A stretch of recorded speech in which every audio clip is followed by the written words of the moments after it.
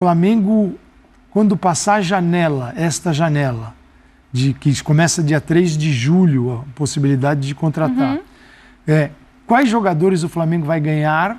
Já tem o Luiz Araújo, pode ganhar mais jogadores. Luiz Araújo, Dela Cruz no radar, está chegando inclusive para olhar apartamento agora, no Rio de Janeiro. A gente pode estar falando de novos titulares.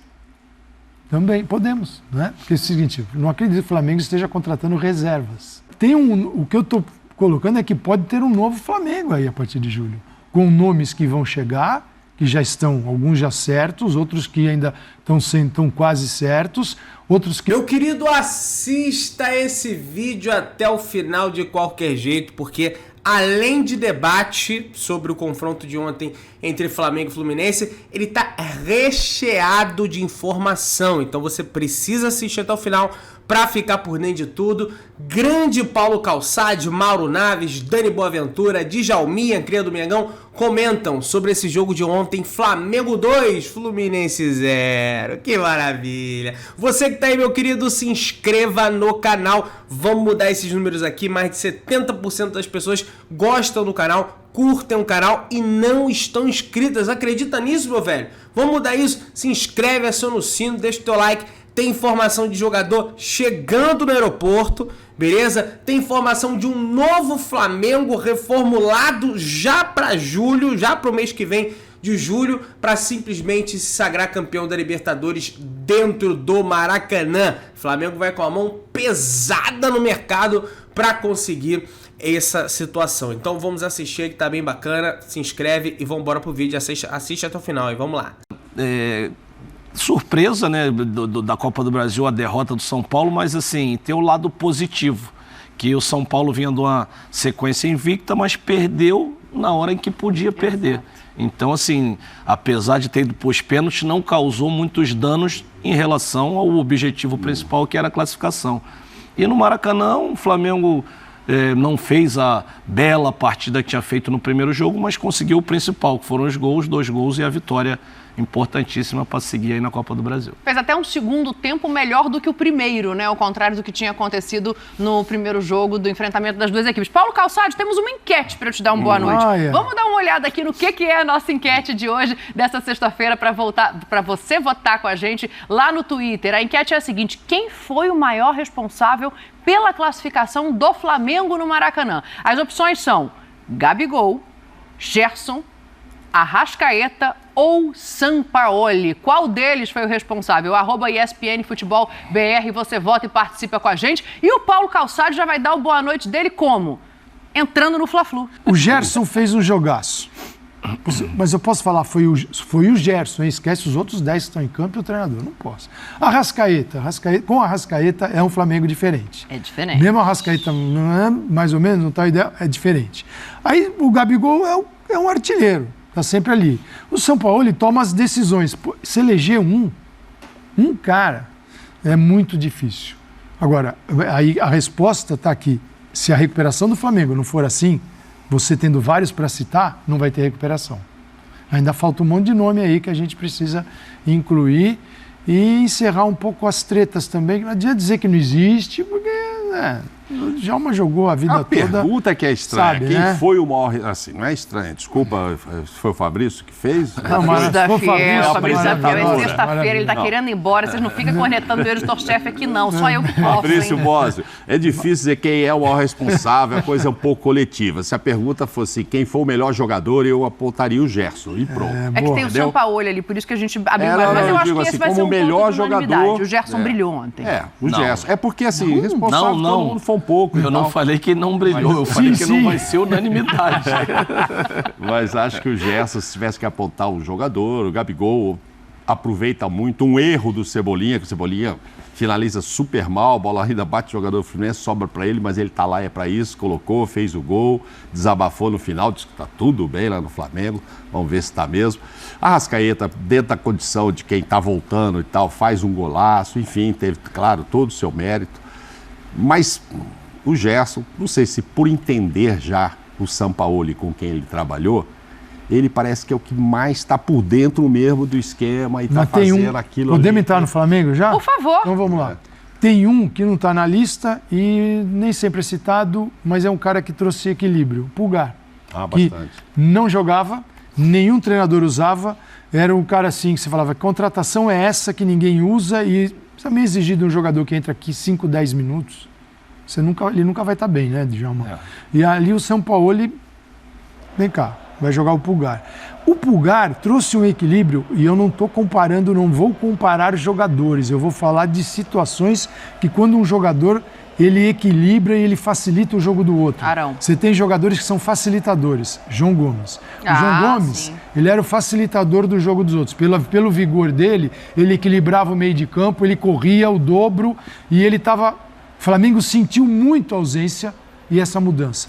E veio o Pulgar numa função diferente como primeiro volante, mas é o cara que dá uma consistência para o Thiago jogar. O Arão pro fazia Gerson. um pouco isso também, e o Arão, antes do João. É que o Arão, né, Dani, é um jogador, assim, tecnicamente, acho que um pouco mais desenvolvido. Melhor, se você precisasse do Arão chegar numa área, você faz um passe pro Arão se aprofundar, ele entrava na área. O Pulgar, para entrar numa área, só se for na do Flamengo, né, porque na do adversário vai ser difícil.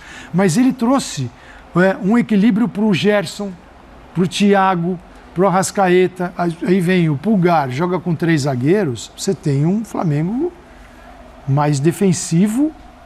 Isso não quer dizer que... Acho que mais sólido defensivamente. É preciso tomar cuidado, porque senão assim, a história de que 3 zagueiros ele é um time voltado para a defesa, não é verdade, porque você está liberando os 2 laterais, que são os caras que vão usar os corredores, porque o Flamengo não entrou com nem Cebolinha, nem jogador pela direita. Ali é o Wesley e o Ayrton Lucas. Mas eu cito esse jogador também. Aí a gente já começa a aumentar a quantidade de jogadores e talvez exista aí uma saída, que é este Flamengo que jogou ontem e venceu o Fluminense, ele é o início de uma escalação que será mantida. O São Paulo ainda está buscando, você vai ver esse Flamengo mais vezes desta forma. E também um número que o Data ESPN me passou ontem, hein? Foi um dos melhores jogos do Flamengo neste ano, do ponto de vista de bola recuperada.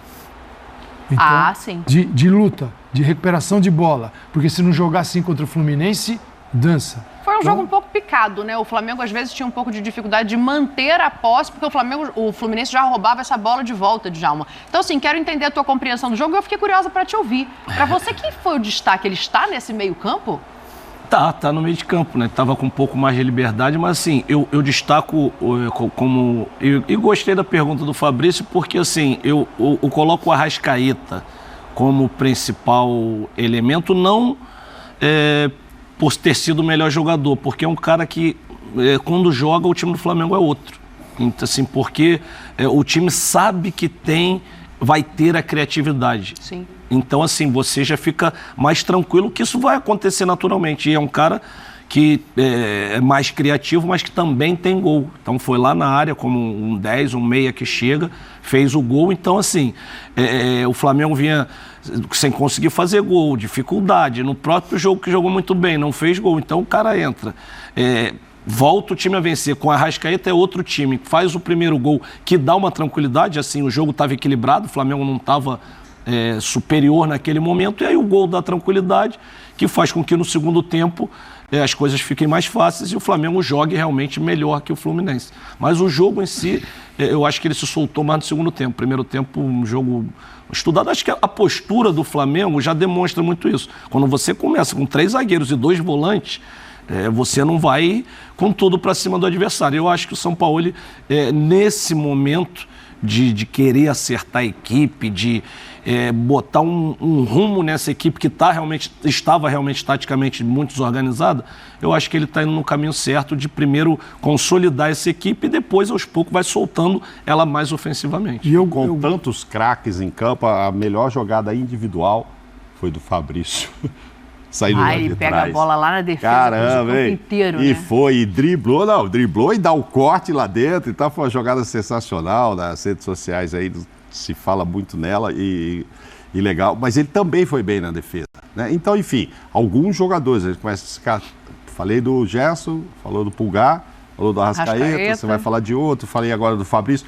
Mas é isso que se espera. Por exemplo, o Ayrton Lucas não foi brilhante ontem, mas o que se espera é que Quando todos eles estiverem no nível que eles possuem, pô, o Flamengo não foi brilhante, mas você tem... A hora que você olha o mapa de movimentação do Fluminense, ele é todo do lado direito. Ah, sim. E é em cima do esquerdo do Flamengo. Então, assim, também você é o ala.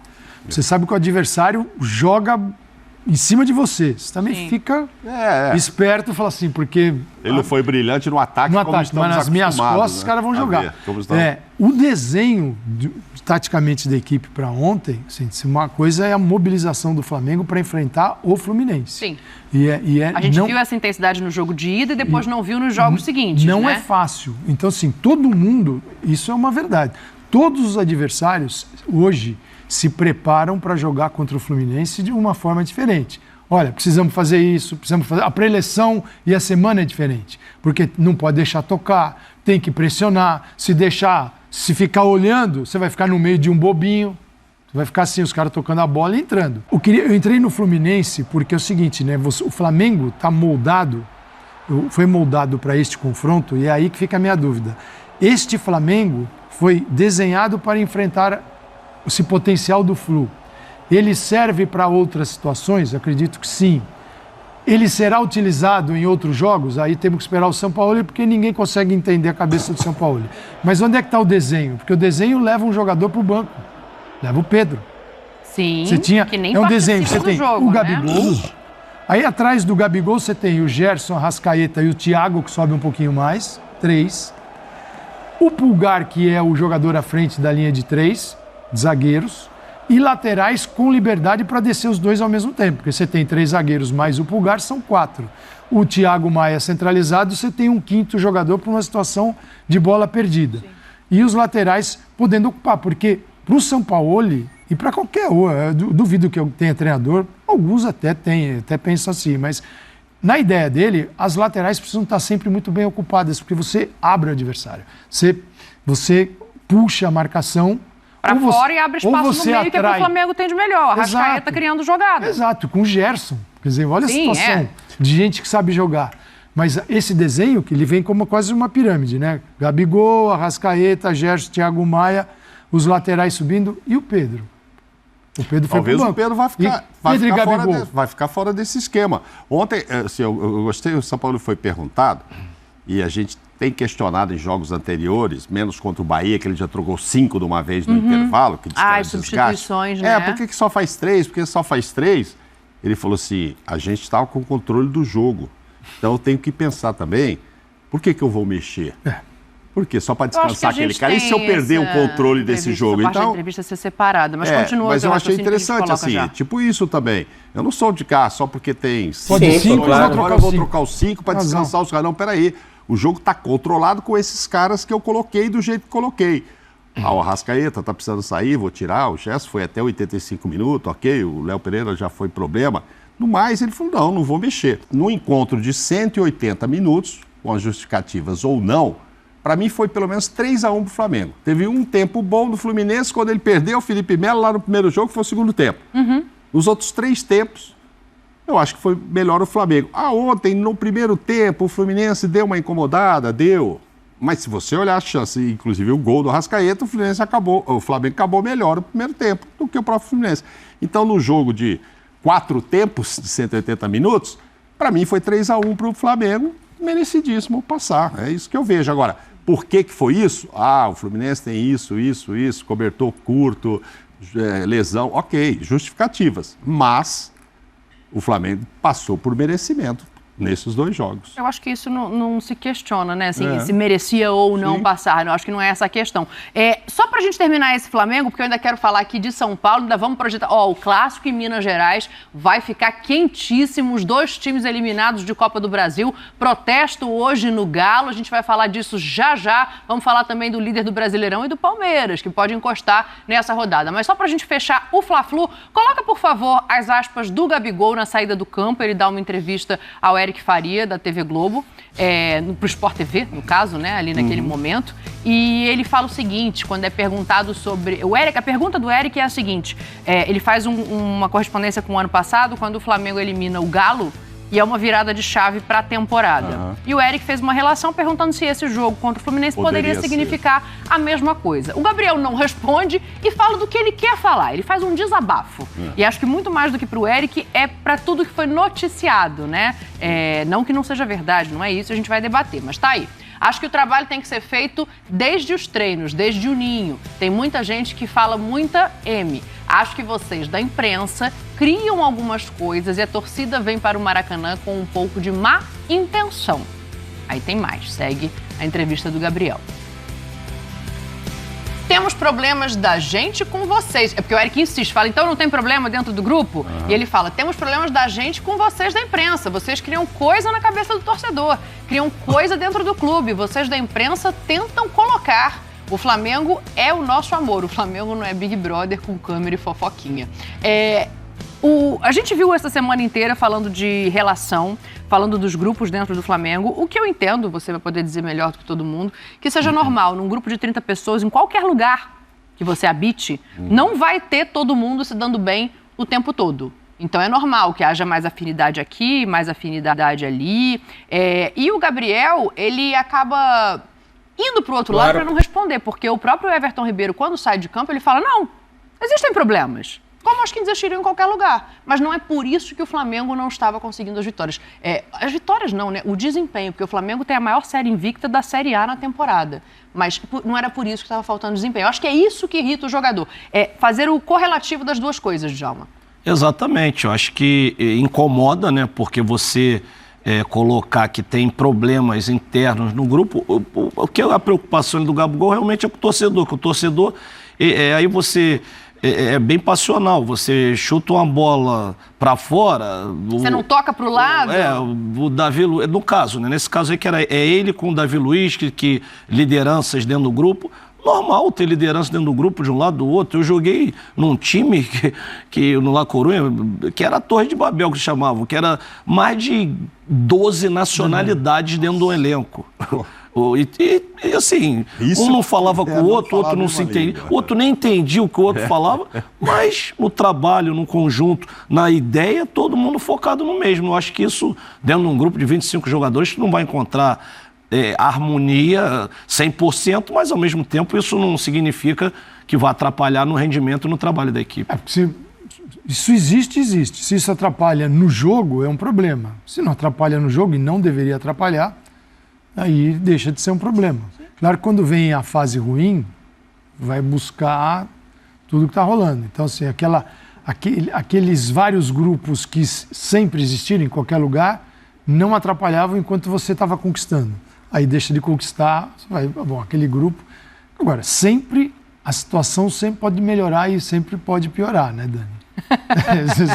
Você pode ter um grupo, ali a coisa está bem, de repente tem um desentendimento profundo. Pode ter. O que eu vejo, sim, mas é que eu não acho que esse tenha sido o caso agora. Eu acho que com a saída do Marinho e com a falta de rendimento, começou a se explicar uma coisa de grupos que já existe há muito tempo. O Marinho, a saída do Marinho, assim, dá parabéns. Eles dão parabéns pelo aniversário e depois anunciam a suspensão dele, 10 minutos depois. O Marinho e outros jogadores, eu acho que o Flamengo, em julho, isso é um outro ponto. Quando você compara Flamengo e Flu, outros times, o Flamengo, quando passar esta janela, que começa dia 3 de julho, a possibilidade de contratar, quais jogadores o Flamengo vai ganhar? Já tem o Luiz Araújo, pode ganhar mais jogadores. Luiz Araújo, Dela Cruz no radar, o Rossi está chegando, inclusive, para olhar apartamento agora, no Rio de Janeiro. A gente pode estar falando de novos titulares.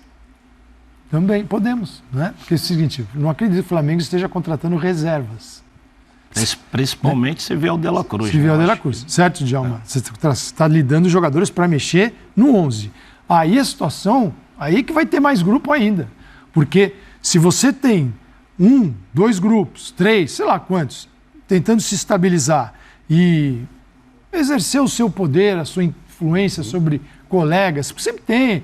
Você tem mais afinidade com um, ele vem para o teu lado. O outro vai para o outro. Chegou dentro de campo, jogou futebol, tá tudo bem, você sai do campo. Exatamente. É natural que a afinidade de um seja diferente com a do outro. Às vezes os casados têm afinidade maior entre eles do que os solteiros que estão virados noutra coisa. Então isso acontece. Tem uns caras mais experientes que gostam de estar junto com a garotada, de dar aquele apoio. Tem uns caras que que dá dura na garotada, chega e segura a onda da garotada, o outro vai e acolhe. Isso é tudo normal. Natural. Agora, o que eu estou colocando é que pode ter um novo Flamengo aí a partir de julho, com nomes que vão chegar, que já estão, alguns já certos, outros que ainda estão quase certos, outros que podem até chegar, a gente ainda não tem a informação. Sim. E aí surgiu um outro Flamengo, um Flamengo diferente. Se você põe 4 jogadores diferentes na equipe, é muita gente. Aí você vai aumentar o teu banco, ou você a vida de alguns vai ser interrompida profissionalmente. É natural também, um ciclo, né? Tem contrato acabando fim de ano. Fim de ano, você pode antecipar alguns para julho, para poder buscar uma outra oferta, principalmente em outras ligas, que a janela abre e elas são fortes. Então, no lado do Flu, isso vai caminhar na boa. No lado do Flamengo, pode ter ainda um pouquinho mais de turbulência em função disso. E um outro time surgir. Fecha aí, Mauro, para a gente falar de São Paulo. Antes... O São Paulo foi muito bem, falaremos já. Dorival, nos aguarde. É o seguinte... Ele vai falar que ele não perdeu o jogo. Se tudo estivesse bem, como me disse, eu já falei aqui uma ou mais vezes essa frase do Júnior, ídolo do Flamengo, lateral esquerdo, comentarista TV Globo, me disse, quando a gente estava questionando sobre alguma coisa, Mauro, quem ganha tem sempre razão. Gabigol ganhou ontem, jogou pra galera. Não faz um mês, não é desde janeiro que tem problema, não. Não faz nem um mês e o Flamengo tinha ganho um jogo que ele também publicou. Por 8-2, inclusive. Ganhou de 8-2, publicou na rede social. Quando o Pedro fez 4, volta Arrascaeta, só você me acha. Então, assim, é claro que tem. Não é só aquela coisa, o time que ele jogou com 12 nacionalidades, é óbvio. Lá ninguém nem entendia o que o outro falava. Também não é bom clima, não. Disputa natural por vaga tem, o Vidal quer jogar, agora o Pulgar que apareceu, aí o outro sai, isso é uma coisa.